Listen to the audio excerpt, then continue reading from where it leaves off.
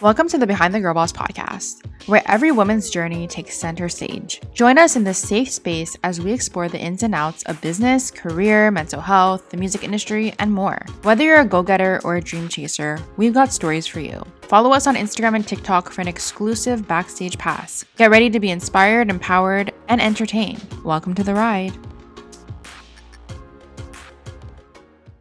Hey everyone, what's up and welcome back to the podcast. Hello, hi.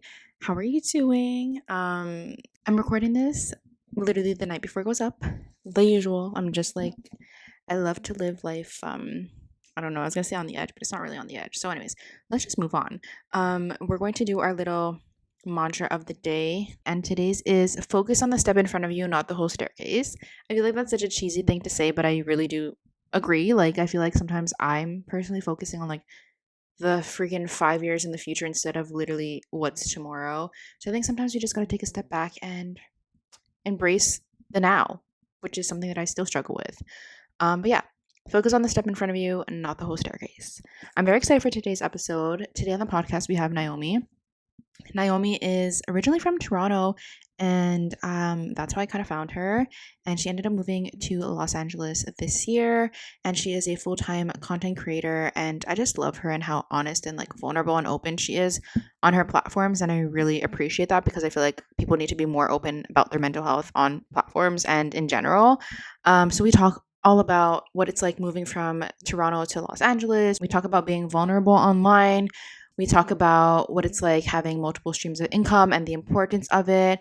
And we really just dove deep into conversation, and I really appreciated her honesty, and it was such a fun conversation. So if you're into learning how to move from somewhere in Canada to the US, if you're into TikTok, if you're into content creation, working for yourself, this episode is for you, and just keep on listening. Hey everyone, what's up and welcome back to the podcast. So today we have another guest with us. Do you want to start off by telling us a little bit about yourself, who you are, what you do? Yeah. Hi, everyone. My name is Naomi Leanage. I am a full-time content creator. My main platform is TikTok, and I like to call it cheesy basic bitch content, but it's basically just lifestyle vlogs and hauls and get ready with me's and all of that.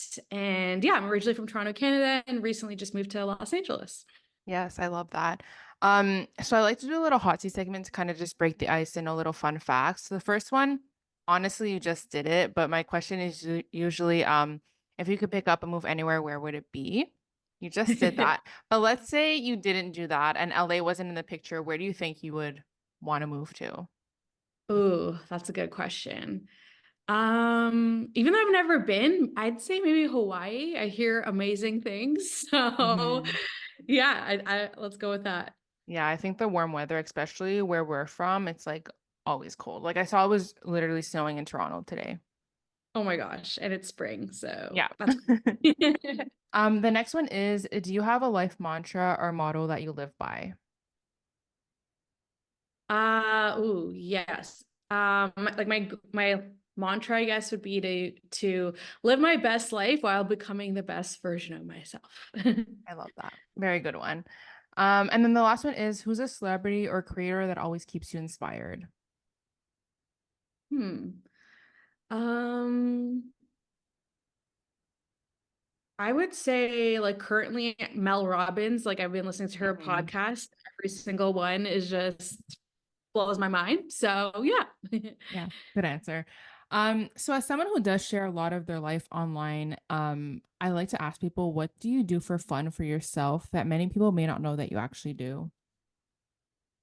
Yeah, that's something I'm actually recently trying to do because work became my life and life was my work. So I'm like, I need some adult hobbies. And being in LA, I'm really trying to embrace the opportunities that are here, like nature and like going on hikes. So once a week, I'm trying to do a hike. I've just been going the same trail, so I really need to step outside of my comfort zone with that. But I also love just like binging a good TV show or movie series. Recently I've been rewatching the X-Men series. Love that. um, yeah, and then I'll obviously like just hanging out with friends and socializing also. Yeah, for sure. And growing up, did you always envision yourself in this like creative social media world, or did you have a whole different path in mind? Yeah, I've always been like creative when I was younger, like loved to make little at-home magazines and write songs, even though they were horrible. And my initial dream career was actually working in the magazine industry. So I wanted to move to New York City, live the whole Delaware's Prada life with a Hmm. nicer boss. And so I really worked hard towards that writing career and like interned at like Phase Magazine in Toronto, which is like a teen magazine. I had a blog at that time, but then my first job out of when I graduated was as a copywriter for Urban Planet. So I had to make $5 tank tops online, and that made me sick of writing. So that's kind of when I found out about YouTube and basically transitioned into video content. Hmm. And before being a full-time content creator, you did work in like the 9 to 5 industry. Can you like share a bit of the transition from 9 to 5 life to being your own boss full time? Yeah, I was definitely a little bit more spoiled because I was working time 9 to 5 life. So I was living paycheck to paycheck, but I knew that if I was in the office for 5 days a week, I would not be able to Yeah. focus on like creating content in YouTube. So it was kind of like a short-term risk that I took in order for long-term gain, if that makes any sense. So, but it definitely was like a more structured like life and like going into an office. And I always joke that people say, like, do what you love and you'll never work a day in life. And I'm like, no, do what you love and you'll work every single day of your life. So I'm still, it's 2.5 years later, and I'm still trying to figure out what life balance in that. I do feel like I don't take days off and am working 7 days a week, especially with short content. You have to post every single day or you become irrelevant. But it is a huge blessing. Like I love waking up without an alarm clock. I think that is my favorite Yeah. thing about working for. Yeah, no, I 100% agree. And when did you start posting on TikTok and what kind of content did you start off posting? Yeah, I started posting in December 2019. So it was actually a coworker at my office job who told me about TikTok. And so I think one of my first videos was like making fun of clothes at Forever 21, like some of the ridiculous slogans they had. And it got like 600K views in like 24 hours. And I'd never gotten that much on YouTube in that short of a time period. Hmm. I was like, what is this app? This is insane. And so in January 2020, I made it a New Year's resolution to post every single day.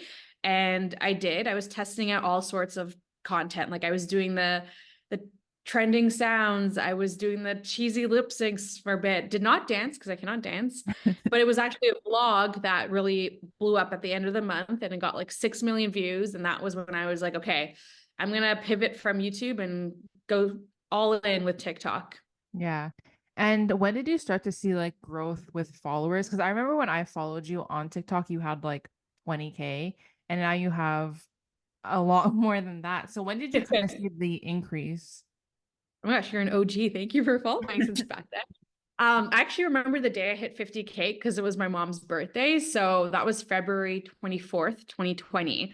And so from starting in December to 2 months later, hitting 50K is insane growth. And then over that summer, I started like a series. It was like eating like a celebrity for a day. And that really catapulted my following to like 400 or the 500K that it's at now. Mm. And it's just been like stagnant. Yeah, I feel like once sometimes there's like plateaus you hit. And going off of that, Mhm. how do you kind of deal with that? Because I know like at the end of the day, it's not always only about numbers, but it kind of is at the same time. So how do you deal with the kind of plateau that creators experience? Yeah, I'm just trying to focus mainly on like building community and getting like consistent views from that community as opposed to growing my follower count, especially with the algorithm. Like in the beginning, I was getting, like minimum like 50K views on videos, and now it's like I'd be lucky to hit 30K. So I'm just trying to build that relationship where people care about seeing my content every day, if that makes sense. Yeah. And then also just focus on like even other platforms in a way, like you know what, maybe TikTok's not growing, but maybe Instagram is or YouTube is. So yeah. Yeah, for sure. And what inspired you to take the leap and do this full time? Was there like a specific moment where you're like, okay, like I'm gonna do this. That's it. Yeah, it was my office job telling me I had to come back into the office after like a year and a half of working from home. And I always knew that that office job was not something I wanted to be in and like work Mhm. forever. So I was at a point where I was kind of making comfortable money at like a consistent rate. Yeah. And I just yeah, kind of knew this was the like that was the push to just go all in. Yeah. And what kind of challenges did you face during this transition period? Because I feel like sometimes people glamorize it and they're like, oh, I quit my job. Like life is so good. But I know there's always challenges that people deal with. So what were some of yours? Yeah, definitely the battle with mental health. When I was working part-time, making like no money, again, living paycheck to paycheck, I was at peace. Like I was actually like content and happy and like never experienced a panic attack. But the Mhm. moment I'm like, more money, more problems in a way. Yeah. But truly, like, I think the pressure of like working for yourself, and I am just not also good with time management. So deadlines would create panic attacks. And obviously, like we discussed, like the views and the numbers can really get to you as Yeah. well. Like when your videos are not doing so well as or is doing as well as they used to, you can kind of take the blame on yourself and be like, it's me, what's wrong with me? Like, why am I so boring? So I think it was like definitely the battle with mental health was something that yeah came up. Yeah. And how did you kind of manage the financial aspect? Because I know at the same time, like you said, you were like working part time and making like living paycheck to paycheck. But at the same time, like freelance and working for yourself, you never know how much you're actually going to get each month. So how did you kind of factor that in? Yeah. I think I was like very, very blessed that when I decided to go full time, brands were like fully convinced that TikTok was worth investing into. So they very much were like putting all their budgets towards TikTok. Mhm. And since I was like one of the, I guess, big fish in a small pond, like bigger creators in Canada, a lot of my opportunities, like actually every opportunity was kind of inbound. And so I even got to a point where like my rate, even if I just did one video a month, like I would be able to pay my rent. Mhm. So I was just in a very fortunate position. I know that most creators don't experience beginning, but it's just the way that it happened with the growth of TikToks so fast. Yeah. And how did you kind of figure out what rate to charge? Because I feel like a lot of people don't talk about that. And like even when I was starting out, I was like, I don't know what number to give. I didn't want to give something too high or too low. And like, how did you figure that out? Yeah, it was definitely talking to other creators. I think transparency within our industry to each other is important. I don't necessarily think that we need to tell the world Yeah. like what we make and what we charge because they wouldn't understand it, like the amount of work Mhm. and time that goes into content. They're like, you get that much for just a video, but they don't understand again the process that we have to go through. So talking to other creators was 100% the way that I was able to slowly raise my rates. And then also just trial and error. So it's like you give a higher rate and the brand immediately accepts that. And you're like, okay, I was definitely charging a little bit less because Hmm. they should be negotiating it lower, right? Yeah, for sure. And can you share any tips you have for diversifying income streams as a full-time content creator? That's a great question because that's something I haven't been doing. Like all my income was strictly from brand deals. And now that I moved to the US, I'm like, okay, I need to switch that up a little bit more. I know affiliate marketing is really good, especially in the US here. We have TikTok shop. So I know a lot of creators make a decent amount of money from there. But I think the most important thing is to diversify the platform you're on. Like all my Mhm. eggs were in the TikTok basket. So even like the news of it being banned from America creates a lot of anxiety because I'm like, Yeah. damn, I really will be out of a job. So diversifying, yeah, your platforms, like growing on YouTube, growing on Instagram, especially like YouTube also compensates with ad revenue for your views. So that is also really helpful. But yeah, as a creator, there's definitely many ways. You just have to figure out what works for you. Like you can even sell products. I know a lot of creators will sell like why am I blanking right now? Like Like course. courses Yeah. and stuff like that. So yeah. Yeah, and I was watching one of your vlogs when you first moved to LA and you were talking about how like you didn't have access to like TikTok shop or like anything like that for like US creators. Did that finally change? Or do you have access to it now or no? Sadly not. So every time I try to switch over my region, it says you have to be in the US for 90 days. And I'm like, I have, but I did go on vacation in December. So I'm thinking maybe that reset it. So I'm kind of Mhm. giving it at the end of the month. And then if not, then I'll try to reach out to like the TikTok contacts I have and figure out what's going on. Yeah, because I heard like TikTok shop, especially, people make like money on that, which is really interesting. Mhm. Yeah, I know. I still have yet to figure that out, but I'm excited to see it. For sure. So if anyone's listening to this right now and they're thinking about making the jump to working for themselves full time, what advice would you give to them? I please say it's going to be the best decision you make. You have to believe in yourself 100%. The key to my success, and I think the key to most people's success, is persistence and consistency. So you really have to fully commit. Like even on YouTube, when I was chasing that as a dream career, and I was like very frustrated that I wasn't growing and it wasn't like I literally got my part-time job and expected after a year to like become a full-time career, but it took 6 years to become a full-time Mhm. career. And it wasn't even through YouTube. But looking back, I'm like, I was never consistent on there. Like I was posting once in a way and expecting to grow and find success. But on TikTok, that was when I fully committed to being consistent, posted every single day. And that's when success came. So I would definitely say, yeah, you have to love it. Figure out like your why, I think. You don't do it for the fame, don't do it for the money. Like do it for a deeper purpose, like a specific audience you're trying to reach and inspire. And believe in yourself. Like it's never too late. And there are so many opportunities in this industry. So if you truly believe you were meant to do this, you were created to do this, and you can do this, you 100% can. You just need to believe in yourself.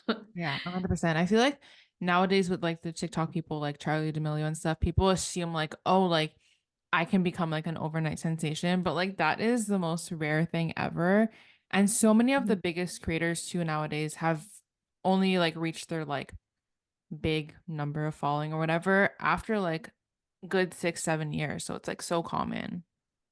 Yeah, I know my favorite story. I don't know if you've seen Glamzilla's content, but she posts about it all the time about how she pursued being a beauty creator for like 10 years, right? Mhm. And now look at her, killing it. Yeah, exactly. So obviously if you're watching your content, I know that you wanted to move to LA for like a long time in your life. But what made you decide, okay, like now is the time I'm going to take that leap and like leave my life in Toronto and move to LA? Yeah, I made that decision in 2020. I went, this is the year I'm going to do it no matter what. And then obviously the pandemic hit. Hmm. And so that definitely stalled my plans. But 2022 is when I moved out of my apartment with my roommate, moved my stuff back into my parents, and I actually came to LA for like it was supposed to be a 1 month trial, but it turned out to be like four. I ended up staying here way longer than I thought to like just discern and see if like this is where I actually feel like I'm called to and like I'm meant to be. And then at the end of that trip, I still wasn't sure. So I came back to Toronto. I got a sublet downtown because when I was in Toronto, I missed things about LA, but when I was in LA, I missed things about Toronto. And then at the end of 2022, after staying that like 4 month sublet, I'm like, you know what? I'm just going to do it. I'm going to apply for my visa because getting it doesn't mean I'm forced to live in the US. Like I can always Hmm. come back. So then I started my like kind of year-long process of putting together the visa application. And then it just kind of went through in October 2023. Yeah. Was the visa application hard to like navigate or was it like easy? Yeah, the visa I applied for was the O1 visa. So you have to prove that you're like extraordinary in your field. So it was a lot of letters that you needed. And so I faced a lot of rejections from brands who were like, sorry, we can't sign it. It was definitely a very anxiety-ridden Mhm. process, but I'm glad I made it through to the other side because it's truly like the perfect visa for me. I'm allowed to kind of work for whoever and do whatever. So yeah, there's a lot of freedom with it, Yeah. which is nice. And how did it go about for you to find your apartment in LA? And what advice would you give to others who are considering a similar move?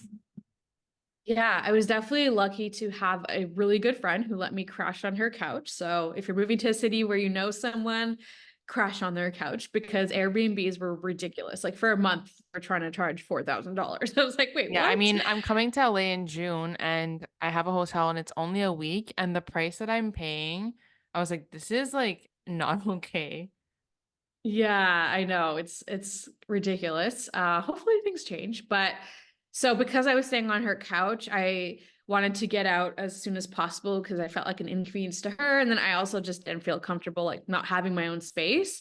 So I did one day of apartment hunting. I already knew like what area I wanted and had spent the last previous months just looking on Zillow. So I also had like a list of apartment buildings that I really liked.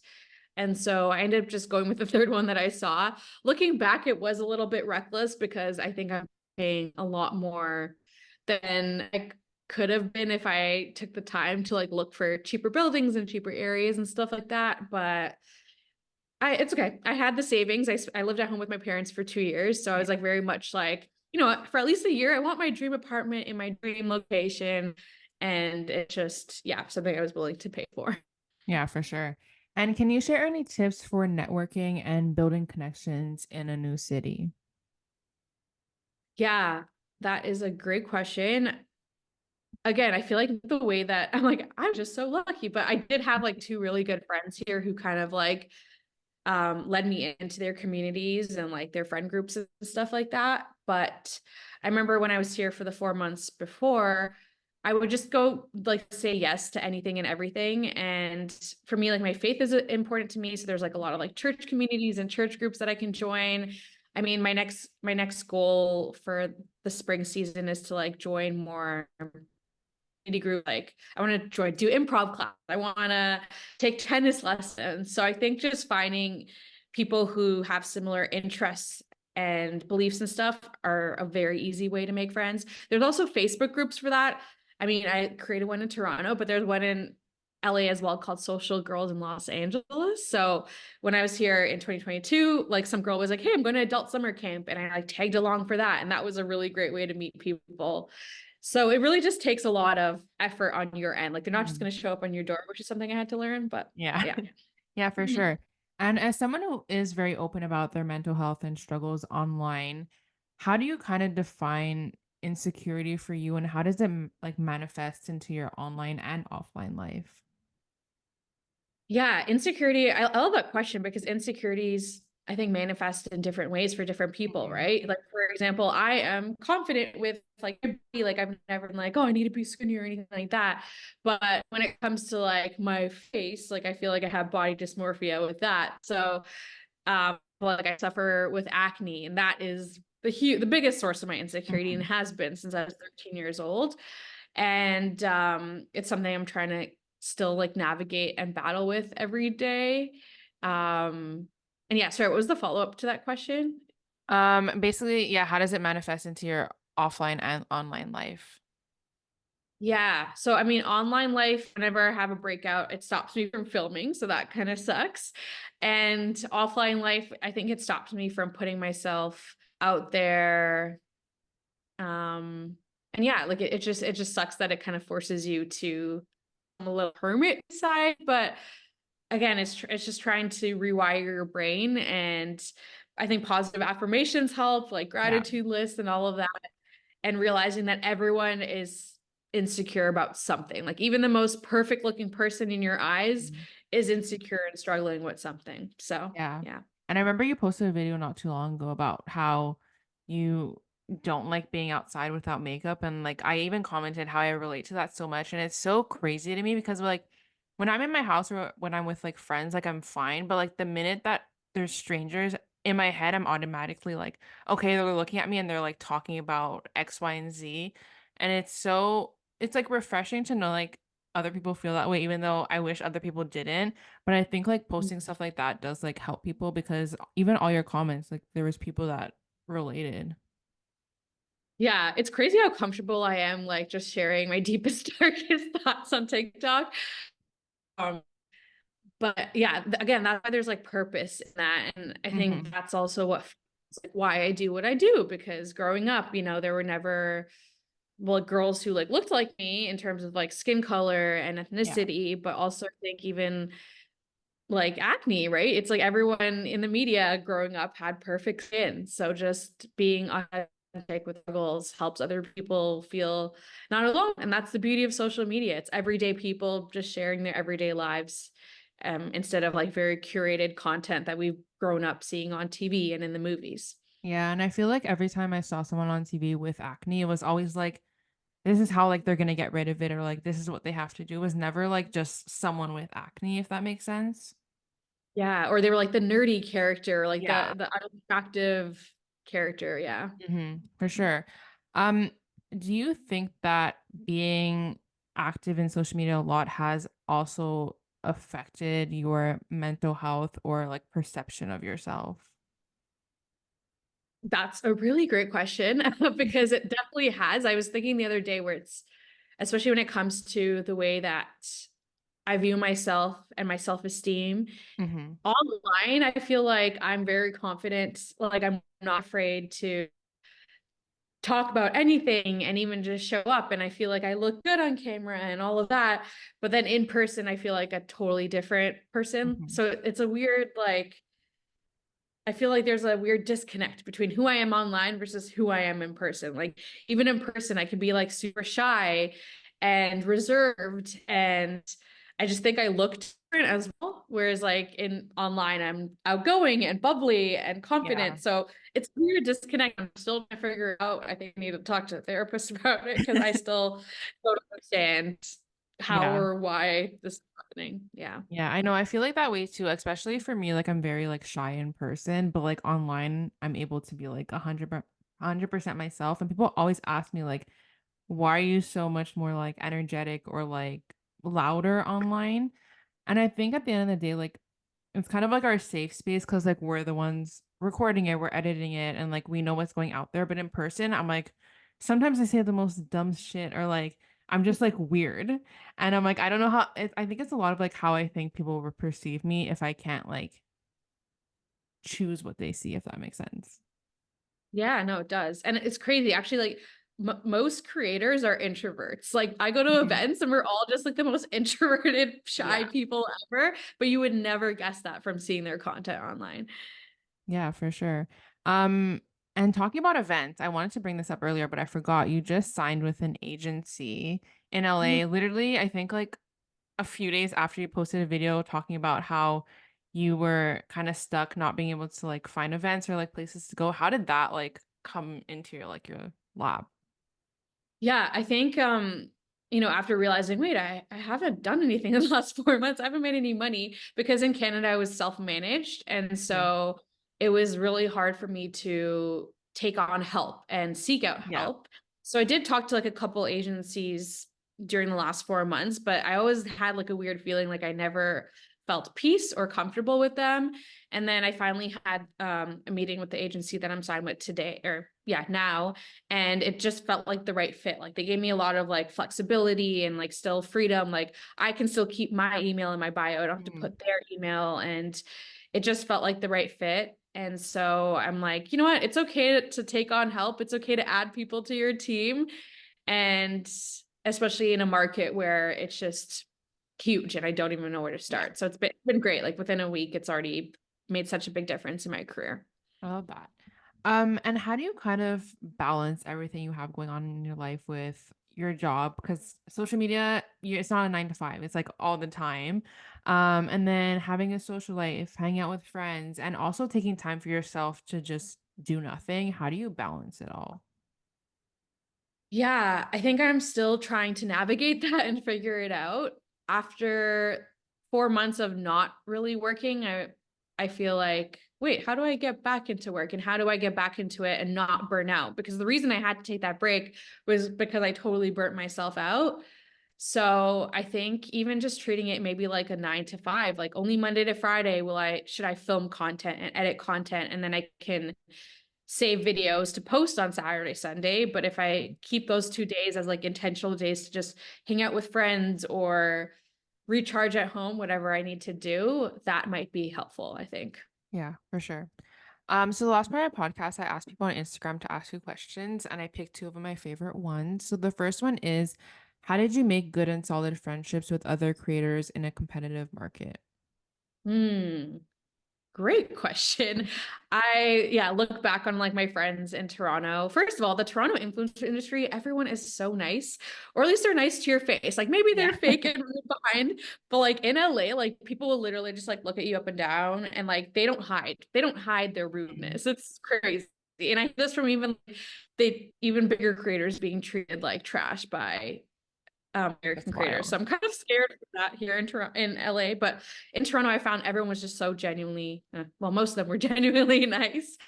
And I think like I really connected, for example, with like Sarah and Julia. And I think Yeah. the reason why we connected was because our content was so similar. Like we were both doing the daily vlogs at that time. And so we both knew the struggles and the amount of time and effort it took to create those vlogs, and we're able to like story tell in a similar way, which was really nice. And we connected like early on as well, like in our career when Mhm.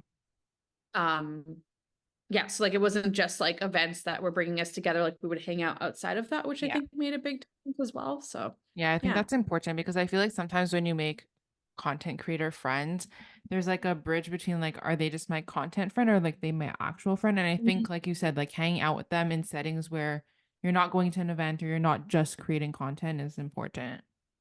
Yes, 100%. Yeah. And then the last question is, do you ever think you'd change niches? I'm like, I don't even know if I have it right now.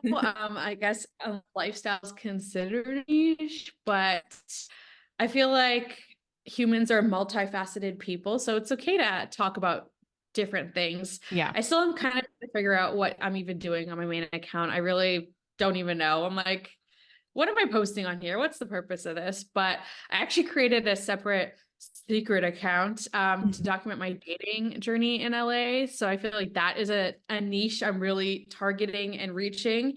And it's been fun, and it's been much easier to even like come up with content because it's more specific Yeah. versus like a very broad lifestyle niche, if that makes sense. So Yeah, for sure. Well, everyone's gonna go find that account now. So, oh, like but it's a secret account, but yeah, yeah. it's kind of easy to find. And it's shown up on the For You page for most people. So I'm like, fair enough. I love that. Well, that's all I had for you today. So thank you so much again for coming on. Before you leave, do you want to shout out any of your socials where people can find you, where they can see your stuff? Yeah, my socials are just my name. So Naomi Leanage, Leanage. And I'm on TikTok, Instagram, and YouTube. Awesome. Well, thank you so much again. Yeah, no problem. Thanks so much for having me. It's great talking to you. Thank you guys so much for listening to this episode. I really do hope you guys enjoyed it. If you did, don't forget to go follow Naomi on all her socials. Go show her some love, some support. And if you want to follow me, please don't be shy. You can follow me either at Behind the Girl Boss or at It's Amanda Wan. You can check out my YouTube channel, It's Amanda Wan. I post every single week on there. And yeah, I hope you guys enjoyed it. And I'll talk to you guys next time. Bye, guys.